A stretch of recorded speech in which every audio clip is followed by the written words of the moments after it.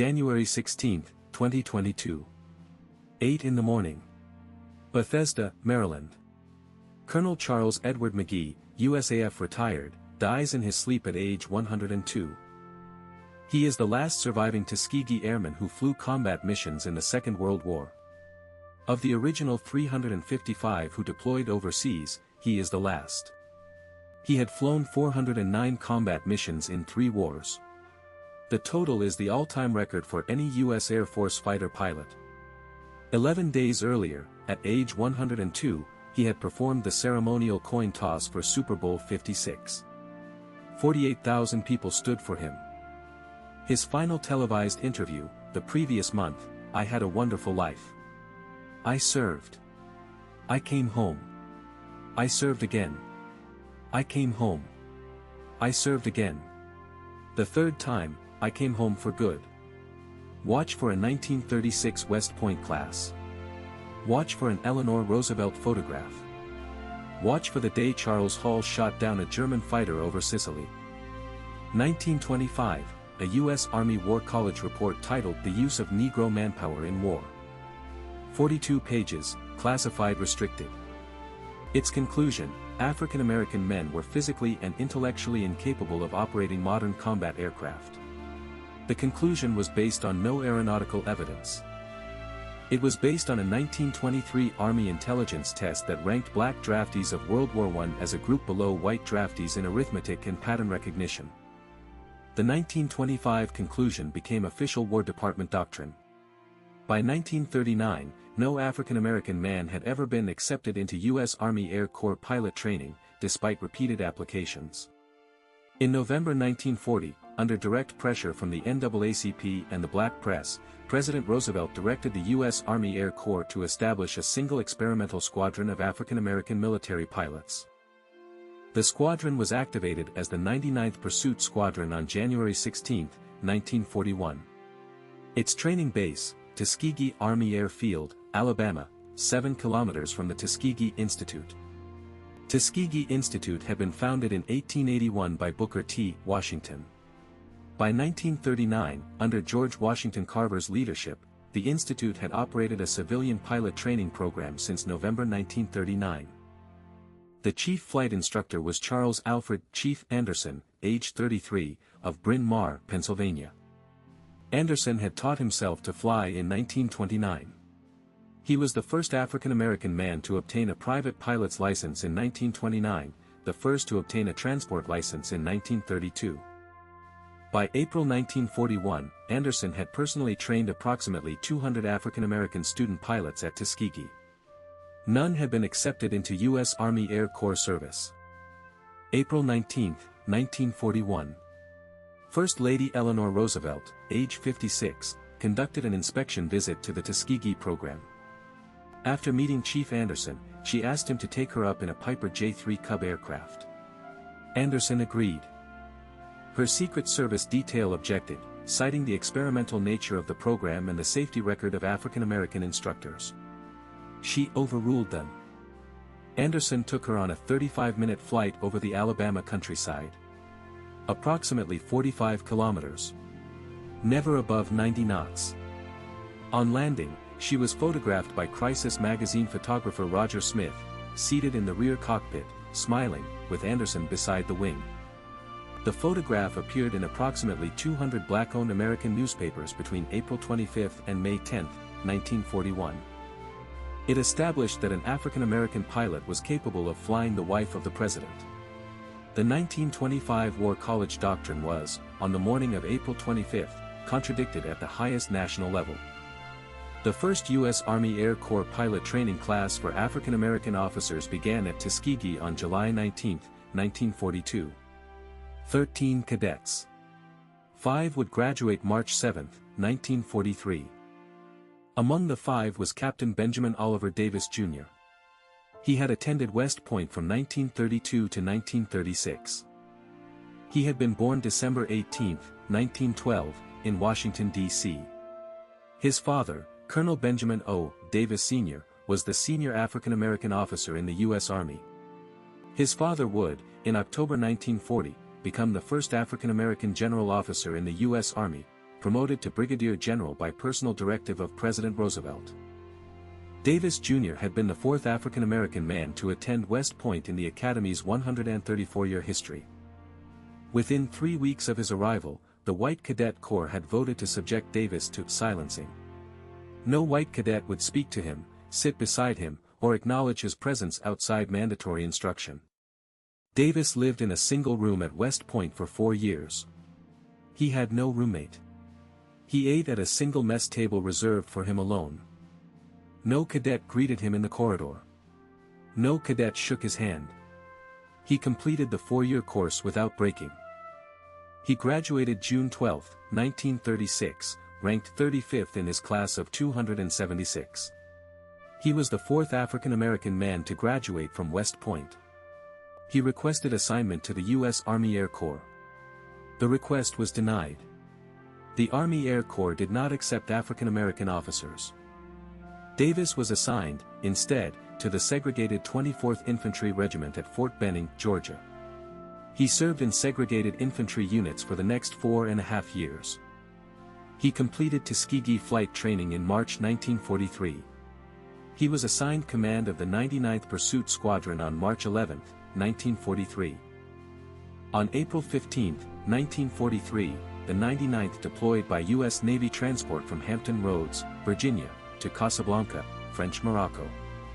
The squadron arrived at the U.S. 12th Air Force operational base at Medellin, Tunisia, on May 2, 1943. It was equipped with 28 Curtiss P-40 Warhawk single-engine fighter aircraft. The Warhawk was, by 1943, an obsolete aircraft. The 99th flew its first combat mission on June 2, 1943, a fighter sweep over Pantelleria. Davis led the mission personally. No enemy contact. On July 2, 1943, the squadron flew its 47th combat mission of the campaign, a bomber escort over Sicily.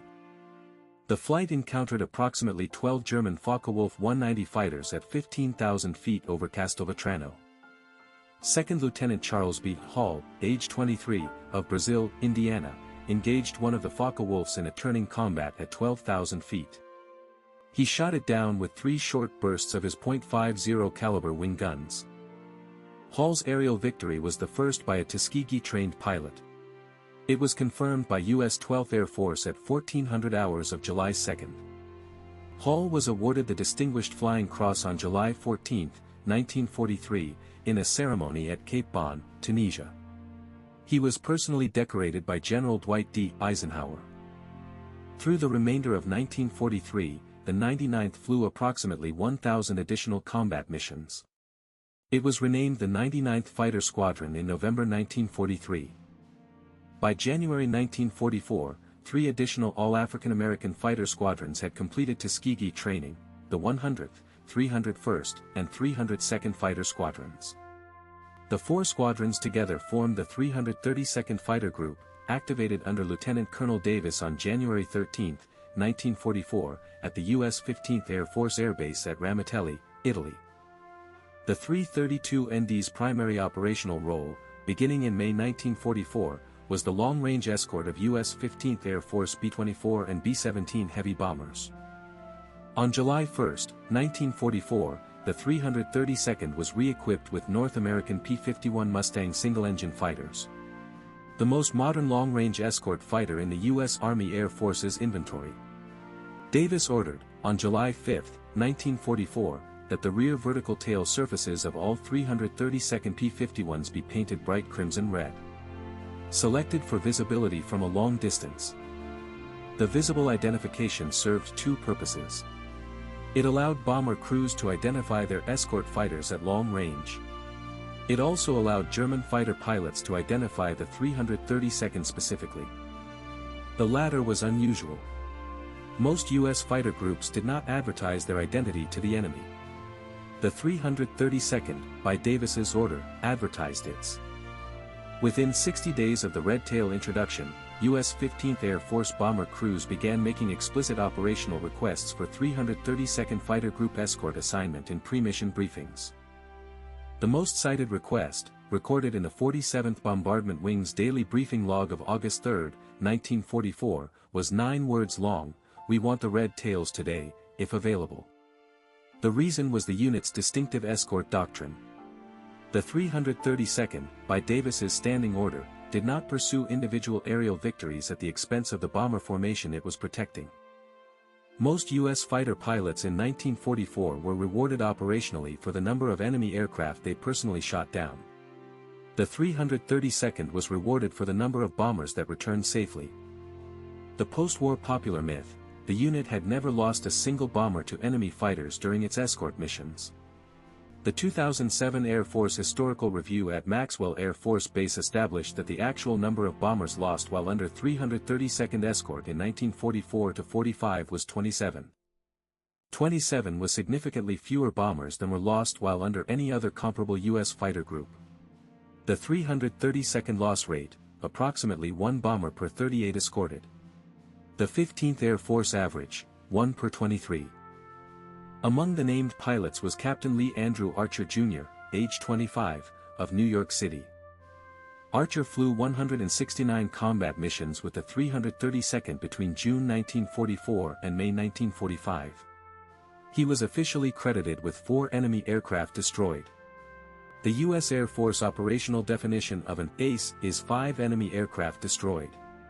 A fifth claim, for an aircraft destroyed over Bratislava on October 12, 1944, was downgraded to damaged in 1945.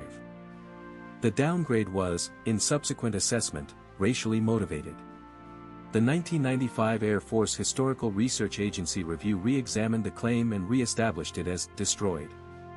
Archer was, by that assessment, the first African-American flying ace of the Second World War. He retired with the rank of lieutenant colonel. He died on January 27, 2010, at age 90. Among the 332nd's specific 1945 accomplishments was the first downing of a German Messerschmitt Me-262 jet aircraft by a U.S. fighter pilot. On March 24, 1945, 2nd Lieutenant Roscoe Conkling Brown Jr. of the 100th Fighter Squadron, age 22, of Washington, D.C., encountered a flight of 3 Me-262s at 24,000 feet. He attacked the lead jet and shot it down with a single short burst at 600 meters range. The first confirmed downing of a Me-262 by a U.S. Army Air Forces fighter pilot. Brown received the Distinguished Flying Cross. He survived the war. He served as president of Bronx Community College from 1977 to 1993. He died on July 2, 2016, at age 94. Among the Tuskegee combat pilots with the longest individual military career was Charles Edward McGee, age 23 at his Tuskegee graduation in 1943.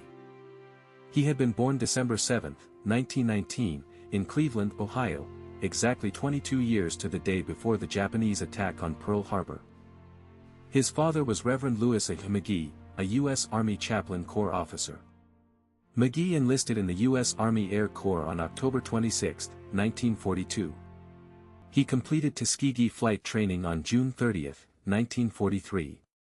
He was commissioned as a second lieutenant. He was assigned to the 332nd Fighter Group's 302nd Fighter Squadron in February 1944. McGee flew 137 combat missions with the 332nd between February 1944 and May 1945.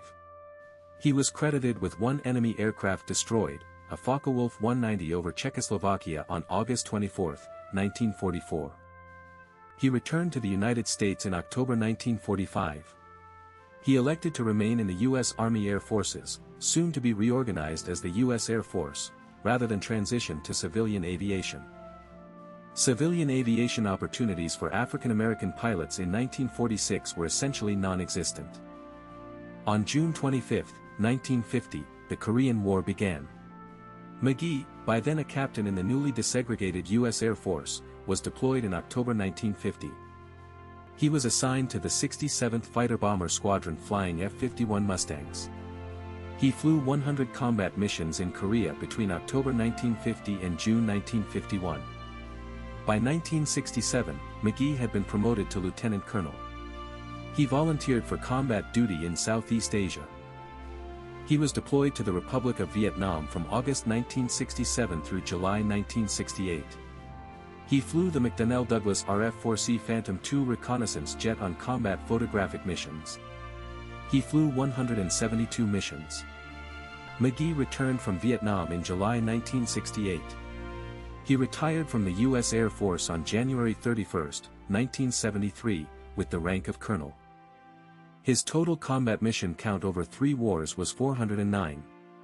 The total was, on the date of his retirement, the highest combat mission count of any U.S. Air Force fighter pilot. It remained the highest in 2026. No subsequent U.S. Air Force fighter pilot has approached the 409 mission record. The Tuskegee Airmen returned, in 1945 and 1946, to a United States that was still legally segregated.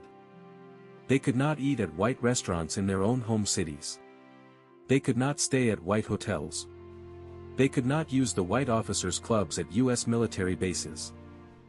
In April 1945, while still in active service, 101 African American officers, most of them Tuskegee Airmen, were arrested by U.S. military police at Freeman Field, Indiana, for entering an officers' club designated as whites only.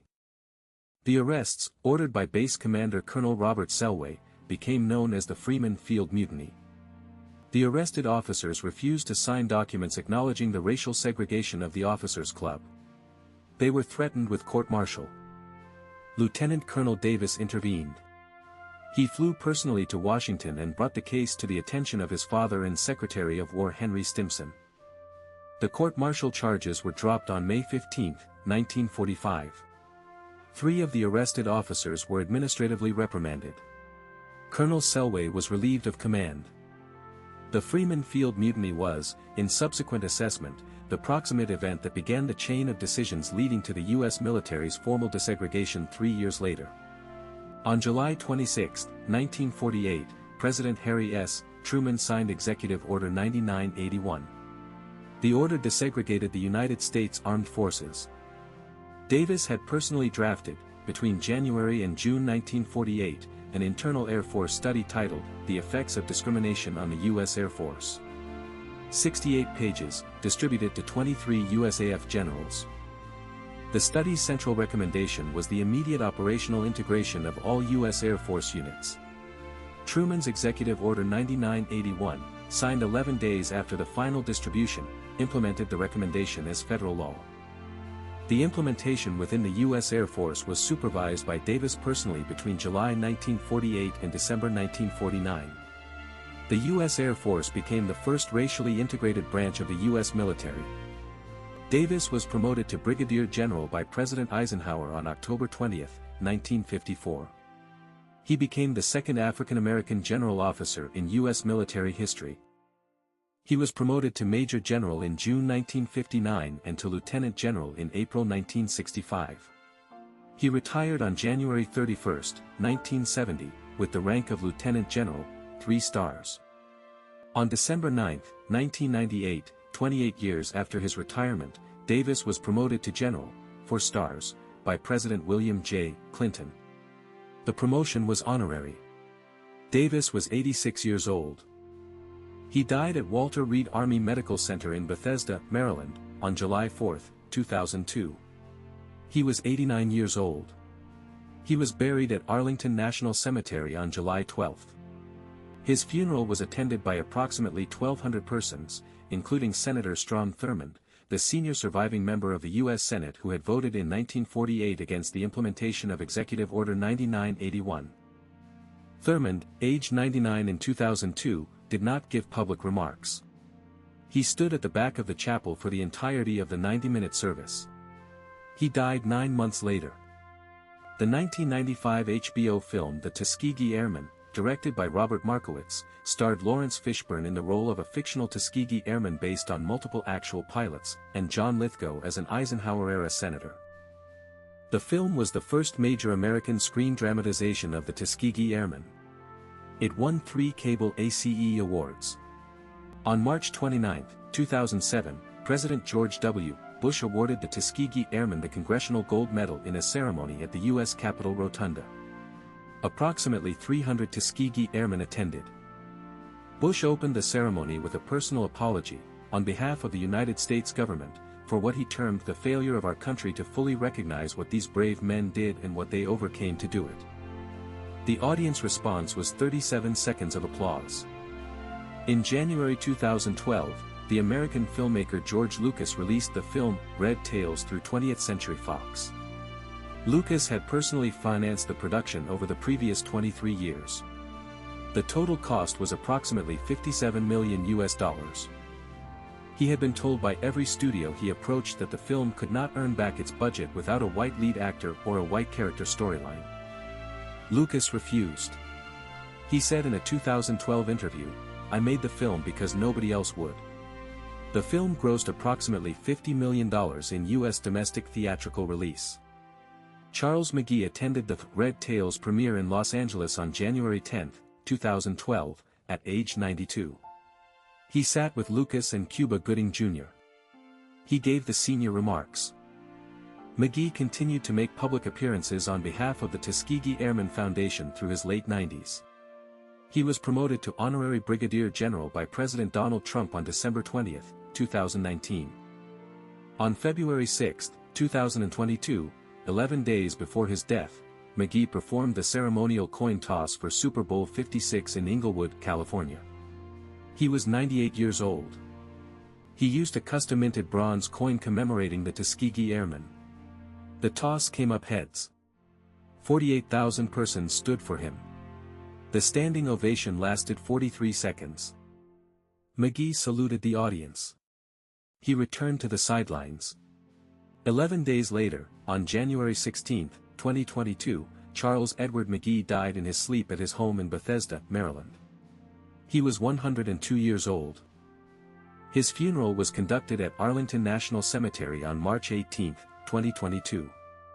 The funeral service included a 4-aircraft flyover by F-16 Fighting Falcons. The flyover formation included one missing man slot. Approximately 1,600 persons attended.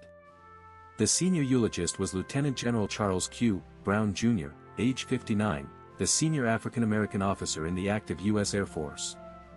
Brown would, in October 2023, become the senior African-American officer in the entire history of the U.S. military, when he was confirmed as the 21st chairman of the Joint Chiefs of Staff.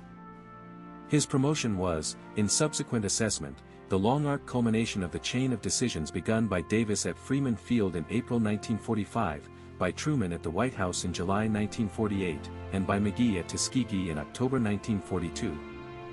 The Tuskegee Airmen National Historical Site, located at Moton Field on the southern edge of Tuskegee, Alabama, was established by Act of the U.S. Congress on November 6, 1998. It preserves the original Moton Field Training Airfield, the original instructor and student barracks, and the small wooden control tower from which approximately 932 African-American officers learned to fly between 1942 and 1946.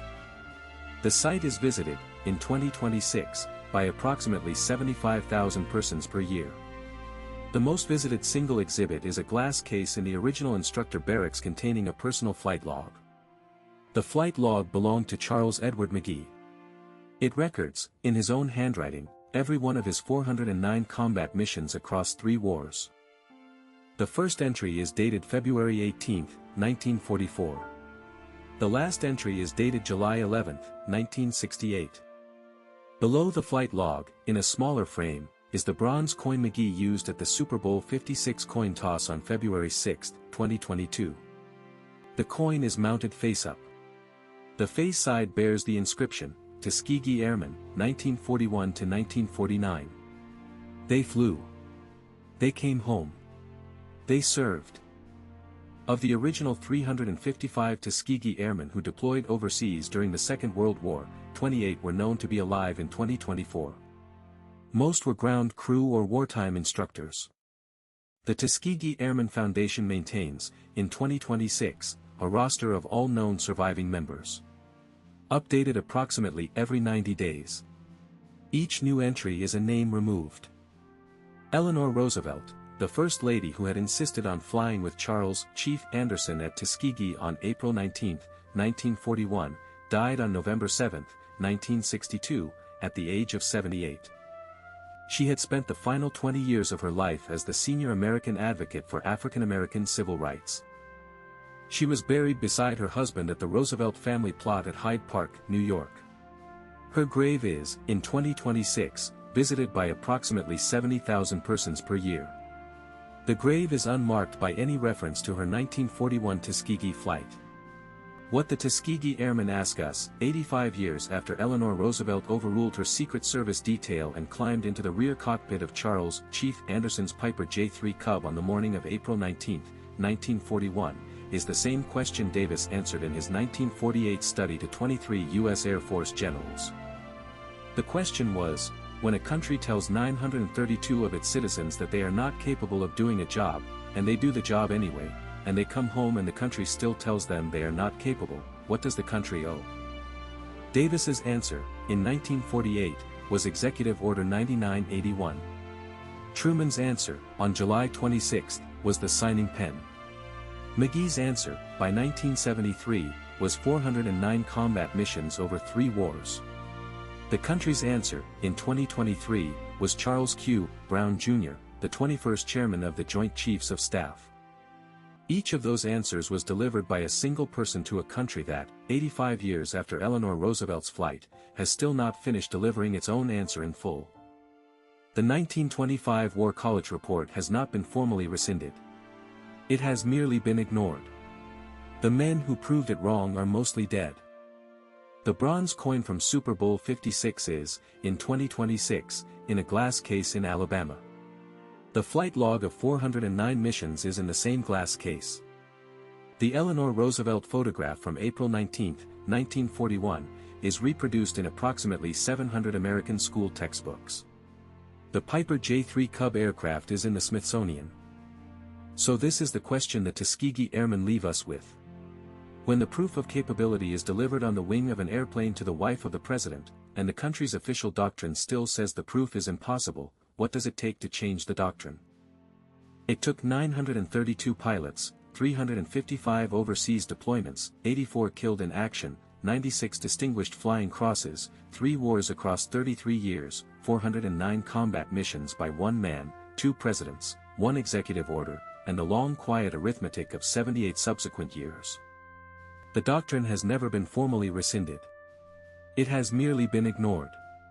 The aircraft, in 2026, are still being flown by the children of the men who first proved the doctrine wrong.